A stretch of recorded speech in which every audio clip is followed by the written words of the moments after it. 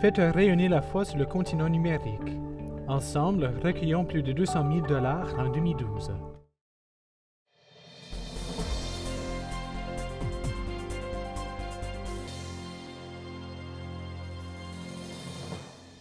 Bon lundi, mesdames, messieurs, et bienvenue à Perspective.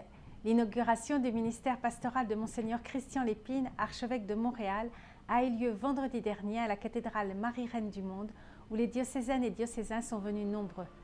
Le cardinal Jean-Claude Turcotte était visiblement ému quand il a accompagné Monseigneur Lépine à la cathèdre avec le nonce apostolique Monseigneur Pedro Lopez Quintana. Le cardinal Thomas Collins, archevêque de Toronto, et Monseigneur Gérald Cyprien Lacroix, archevêque de Québec, ainsi que de nombreux évêques du Québec étaient présents. Une famille, des jeunes, un prêtre au nom du diocèse ont prononcé quelques mots d'accueil. Dans son homélie, Monseigneur Lépine a insisté sur le fait que Jésus-Christ dissipe les ténèbres qui envahissent nos vies. Il a rappelé que Dieu a choisi l'humanité pour exister et a posé un regard d'amour sur chacun et chacune de nous. Notre mission est de témoigner de cette miséricorde. Monseigneur Lépine a aussi souligné la force de la prière.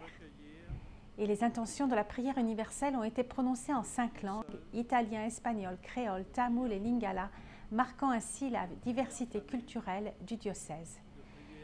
Et à la fin, Monseigneur Pedro Lopez Quintana, nonce apostolique au nom du Saint-Père, a remercié le cardinal Turcotte pour ses 30 années de service de l'Église de Montréal en étant proche des personnes et a encouragé Monseigneur Lépine à annoncer Jésus-Christ dans le contexte actuel. Pour la première fois, de nombreuses personnes ont pu suivre la célébration via Internet par web diffusion. Cette célébration sera retransmise sur nos ondes demain, mardi 1er mai à midi et vendredi 4 mai à 15h30. Et puis auparavant, Monseigneur Lépine avait publié un message appelant les communautés chrétiennes à la prière pour que le dialogue se rétablisse entre le gouvernement et les étudiants. En effet, les étudiants sont en grève depuis 11 semaines à Montréal et le conflit risque de s'enliser. Ils souhaitent que ce conflit soit résolu dans la justice et la paix. Le message dans son intégralité est sur le site diocèsemontréal.org.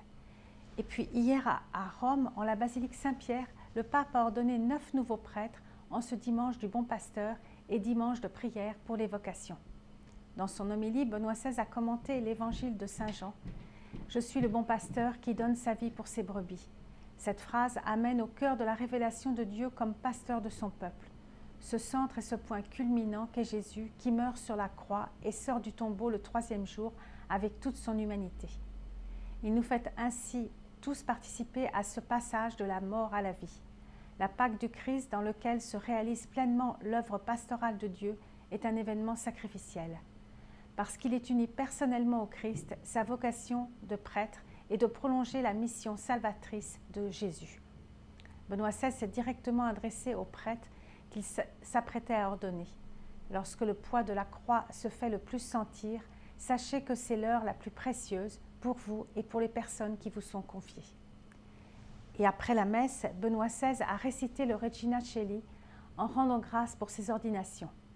Il a demandé de prier pour que les jeunes soient attentifs à la voix de Dieu. Chers pèlerins francophones, je vous exhorte aujourd'hui à prier pour les vocations en Église et en famille, redécouvrir l'importance vitale du sacerdoce ministériel et de la vie consacrée. Chers jeunes, n'hésitez pas, écoutez l'appel de Dieu. Et enfin, ce dimanche a été marqué par des violences au Nigeria et au Kenya. Le père Federico Lombardi, directeur de la salle de presse du Saint-Siège, a condamné les attaques terroristes contre des chrétiens au Nigeria et au Kenya. Une vingtaine de personnes ont été tuées lors de célébrations chrétiennes. Le Saint-Siège appelle la population à ne pas céder à la tentation de la haine meurtrière. Voilà, c'est tout pour aujourd'hui. À la prochaine.